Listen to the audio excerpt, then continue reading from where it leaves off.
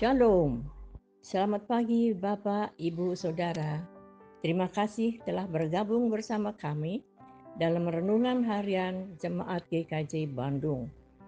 Bersama kita akan mendengarkan firman Tuhan dan merenungkannya. Sabtu 15 November 2025.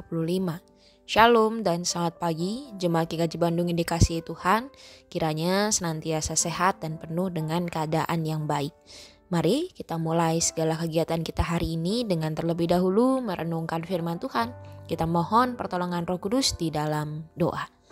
Ya Tuhan, kami mohon sertailah kami agar kami mampu untuk melakukan apa yang Engkau kehendaki melalui firman-Mu yang kami dengar pada hari ini. Dalam Kristus kami memohon. Amin. Renungan hari ini diambil dari kitab Ibrani pasal 11 ayat 32 yang demikian. Apalagi yang harus aku sebutkan?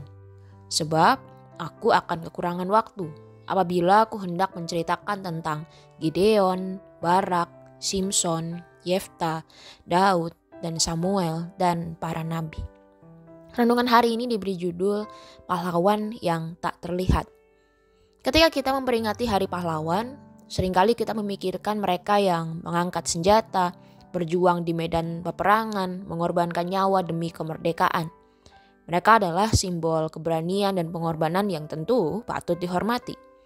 Tapi, Alkitab mengajak kita melihat dimensi lain dari sebuah kepahlawanan yang tidak selalu tercatat di buku sejarah, tapi tercatat di hati Tuhan. Pasal 11 dalam kitab Ibrani ini seringkali kita kenal sebagai sebuah galeri pahlawan iman, karena begitu banyak nama pahlawan disebutkan di dalam bacaan ini. Tapi kalau kita melihat dengan cermat, banyak di antara pahlawan yang tersebutkan ini yang tidak pernah menang dalam arti duniawi. Mereka dianiaya, hidup berpindah-pindah, menderita, bahkan mati tanpa melihat janji Allah yang digenapi. Namun justru karena itulah mereka disebut sebagai pahlawan iman. Bukan karena keberhasilan mereka, tetapi karena kesetiaan mereka menghadapi keadaan yang tidak masuk akal.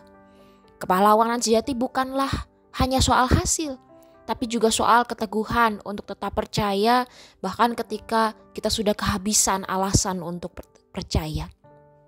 Pahlawan yang sejati seringkali adalah mereka yang tidak pernah disebut. Mereka bisa saja adalah seorang ibu yang berdoa tak jemu-jemu untuk keluarganya. Seorang ayah yang terus bekerja keras meskipun hidup pas-pasan. Seorang guru yang mengajar dengan kasih di tengah generasi yang sedang acuh. Atau orang muda yang menolak untuk melakukan jalan pintas dosa untuk memelihara integritas.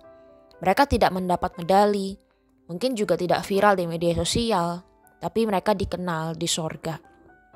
Tuhan yang melihat setiap air mata yang jatuh dalam kesunyian dan setiap keputusan kecil untuk tetap benar adalah bentuk keberanian yang tentu tidaklah kalah dari medan perang. Alkitab sendiri banyak mencatat pahlawan-pahlawan anonim. Orang yang membawa roti dan ikan bagi ribuan orang. Janda miskin yang memberi persembahan 2 peser. Pembawa tandu yang membawa temannya kepada Yesus. Perempuan yang meminyaki kaki Yesus dengan air matanya. Nama mereka tidak disebut, tapi kisah mereka abadi. Dunia mungkin tidak mencatat mereka, tapi sorga mengingat setiap tindakan kasih mereka. Memang, tidak semua orang dipanggil untuk menjadi seperti Daud yang menaklukkan Goliat, tetapi mungkin kita dipanggil menjadi Yonatan, yang dengan rendah hati mendukung panggilan Daud. Tidak semua orang dipanggil menjadi Musa, yang memimpin bangsa Israel keluar dari Mesir.